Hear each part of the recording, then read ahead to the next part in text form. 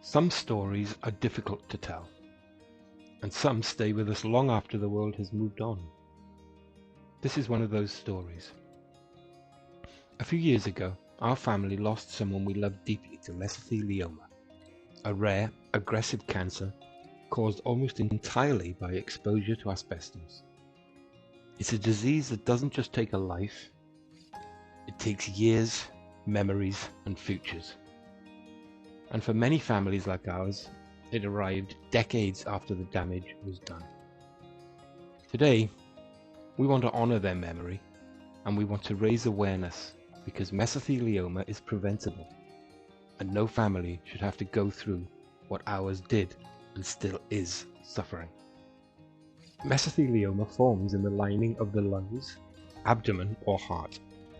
It's rare, but when it strikes hard.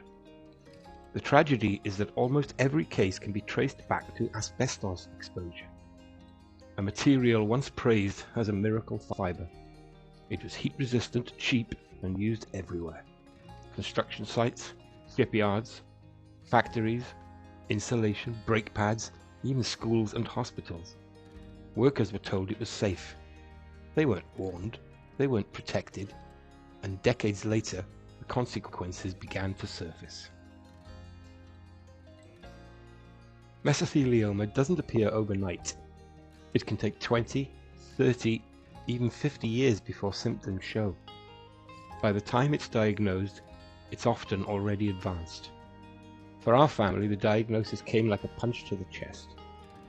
We watched someone strong, hardworking, and full of life begin a battle that they never asked for. A battle caused simply by doing their job. There's a particular kind of grief that comes with mesothelioma. It's grief mixed with anger. Grief mixed with injustice. Grief mixed with the knowledge that this didn't have to happen. Asbestos wasn't just a material, it was an industry. For decades, companies knew the risks. They knew asbestos fibers could scar lungs, cause cancer, and shorten lives.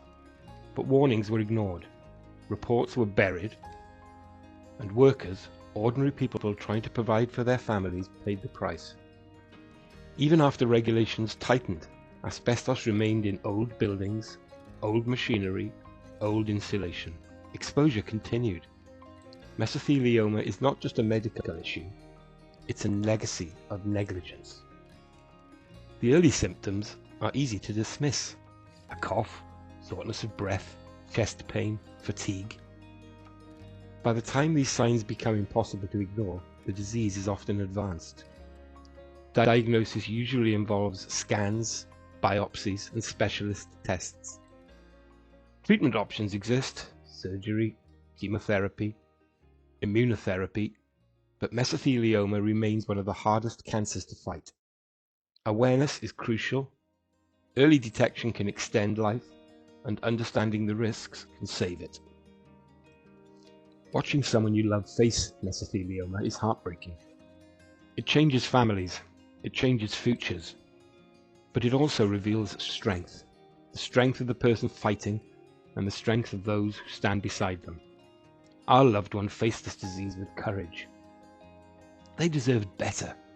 All victims of asbestos exposure deserve better. This story is for them. For every family who has sat in a hospital room hearing the word mesothelioma for the first time. For every worker who unknowingly carried asbestos fibers home on their clothes. For every life cut short.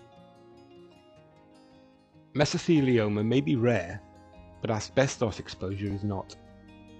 Even today, asbestos remains in older homes, workplaces, and public buildings. Awareness saves lives. Knowing the risks saves lives. Proper safety measures save lives.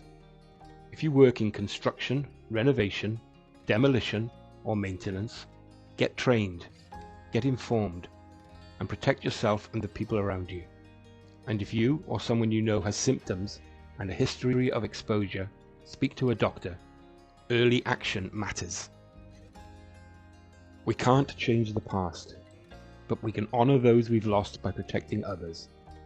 Mesothelioma took someone precious from our family, And while nothing can fill that space, sharing their story keeps their memory alive.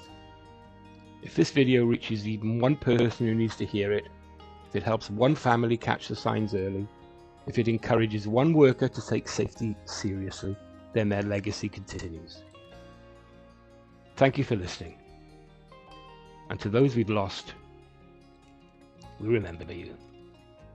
Always.